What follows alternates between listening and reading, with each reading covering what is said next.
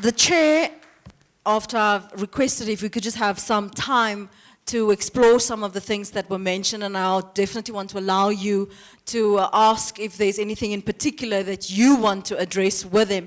We'll go till about 15:15, if you please allow us that. There obviously are quite a lot of things that you have said, but there's one thing that I wanted to know, because Melissa, you spoke about we don't really have a framework. If we say, when we talk about diversity or when we approach it, that we tend to lean towards the north. Is there a way, or are we any way closer to it, Professor Son and Mongani, where we can say we can start talking about an African context or an African paradigm or framework, that if you then go into a company, that they, when you talk about transformation or diversity, that they don't say, oh, of course we have, here's our numbers. That we can say, this is the African context, this is our history. How do we make that applicable, approachable, and inclusive of everything that's happening in South Africa? How do we create that? Do we have an approach at all? Let's start with you, Melissa. Can you, and I'll ask you to keep it brief where you can. All right. Okay, all right. You know, I don't think we do. I mean, I could be corrected, but I think that there was a lot of work, again, also in the early days, a lot of people writing about, you know, African management and stuff like that. But I think that also, to my knowledge, has largely disappeared. So, I mean, I think that the notion of Ubuntu gets used. I don't think that we've explored it as fully and as comprehensively as we should in terms of constructing our own models. But doesn't that make it then much more difficult to keep people accountable? Because if we say this is what we want to do, because at the moment everybody's just always hiding behind numbers. If we say, well, this model doesn't work for us because we're African, then surely we should start talking and referring to frameworks so that we can measure people against, companies in particular. Bongani, you wanted to comment, I know. Sorry, Melissa. The difficulty is that literature available still points to the north in terms of shaping the thinking and the design of all of those concepts. What you see, and if you Google many organizations, diversity and inclusion visions, they're beginning now to move towards a level of compliance around BBBE. You begin to read different elements of BBBE. So what you begin to say that BBBE is beginning to be like almost like a South African flavor to how we position diversity. Professor Son, Melissa said that we were losing our urgency. How do we get back that sense of activism and accountability?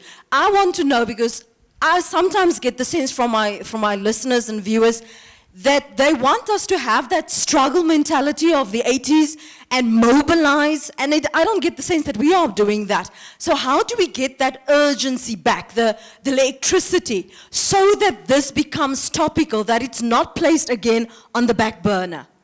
Can we force companies in a way?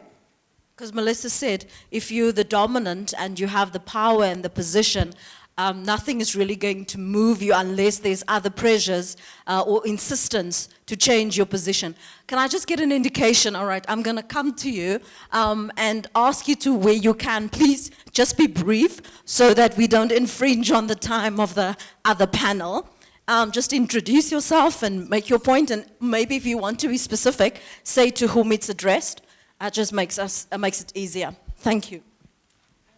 I'm Lizette Leroux. Thank you very much, and appreciation for all three the panelists. I don't know, I work in an organization, but I always have the privilege to be in a consultant's position with Julian as well. But I think being an outsider and having suggestions to make or even advice is one thing. But in organizations, whatever the dominant culture is, and it's not the equity only that's a measurement for that. If there's continued victimization of the activists within that organization, you don't shift. And I don't know how you're going to create a space where you have can infiltrate in the cultures of those organizations after what you said, Bongani, the awareness phase. And whether you can, for instance, if you're ED for human resources, and we have the privilege to have Dr. Zing here as well, to infuse that in job descriptions, to infuse that in performance appraisal systems. Otherwise, it won't shift. My name is Desmond Roberts. I'm from the University of the Western Cape, and I'm also on the Transformation Managers Forum. You know, and yesterday we had a meeting because we, some time ago, we realized we cannot be like business. 20 years ago, I was in business and we had transformation forums and workshops and all that. And today we still talk about we're going nowhere, so it's very disappointing. But we realize that it cannot rest with a vice chancellor. It cannot rest with a transformation manager within the institution.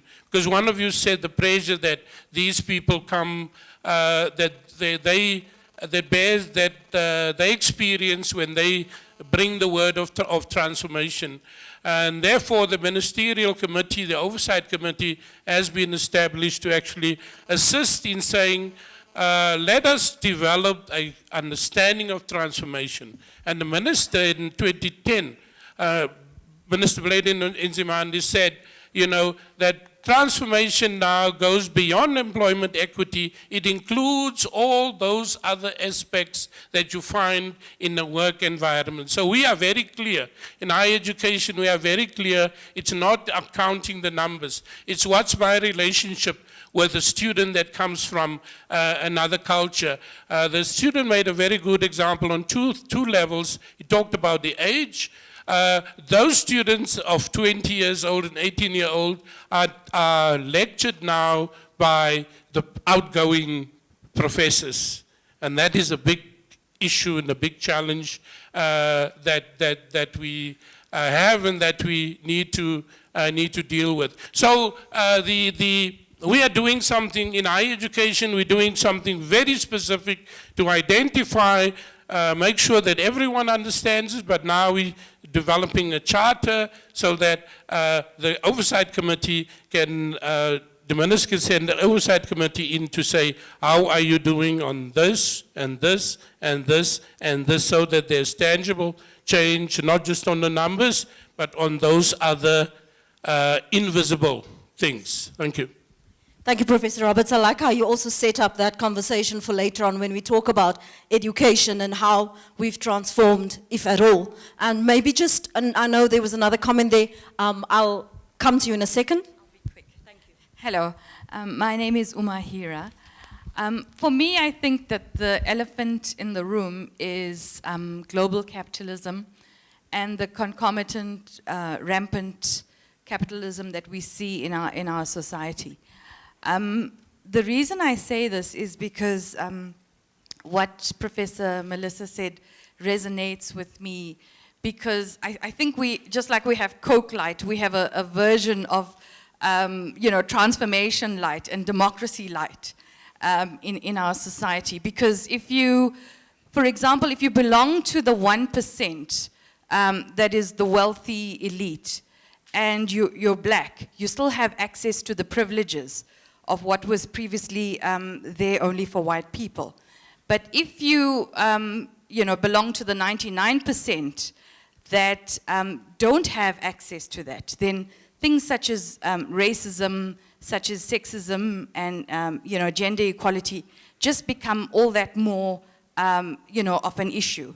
So I think that, you know, just to step back a little bit and look at the broader society.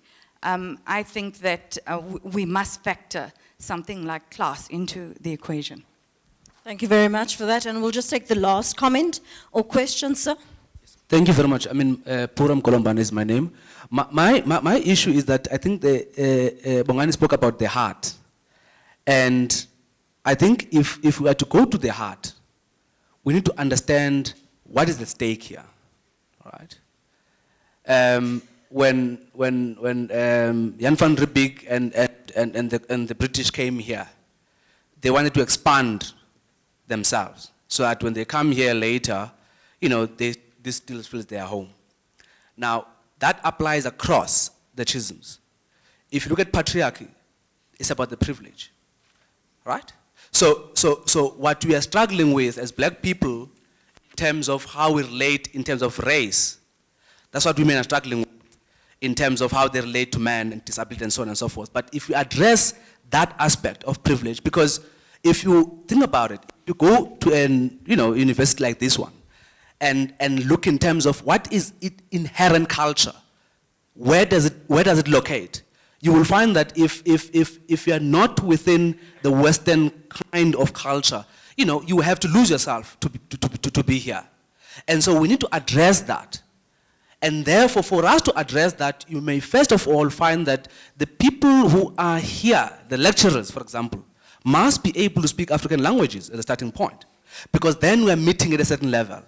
But for them to actually move to speak that language, they're losing privilege because now they're moving away from their comfort zone. And so it goes on. So, and that is where then the hard part comes in. We need to get there in all the schisms. I mean, you can't be saying, well, you know, it's okay, we've got disabled people, and only build 1 or 2 ranches and say we are actually, you know, there is more to it. So we need to be sensitive to these things. But the bosses will say, great, we're in for transformation. But don't mess with our privileges. Because if mess our privileges, then we fire you. It's as simple as that. Thank you. Thank you very much. Thank you so much for participating.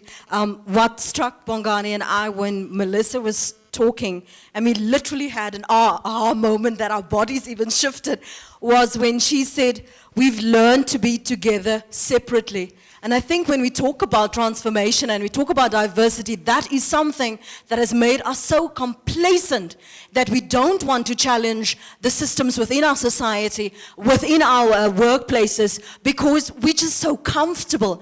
And we need to unlearn that.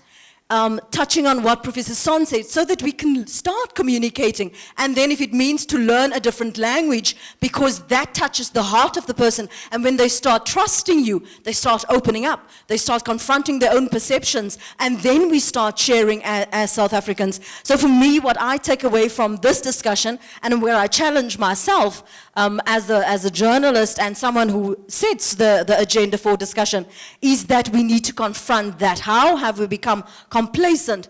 But the bigger challenge is, how do we unlearn that, but then revive our electricity? I just got this picture of Eskom and the load shedding, and I think that's where we're at. We need to recharge ourselves, and we need to get this fire going. And so thank you very much, panelists, for your contribution this morning.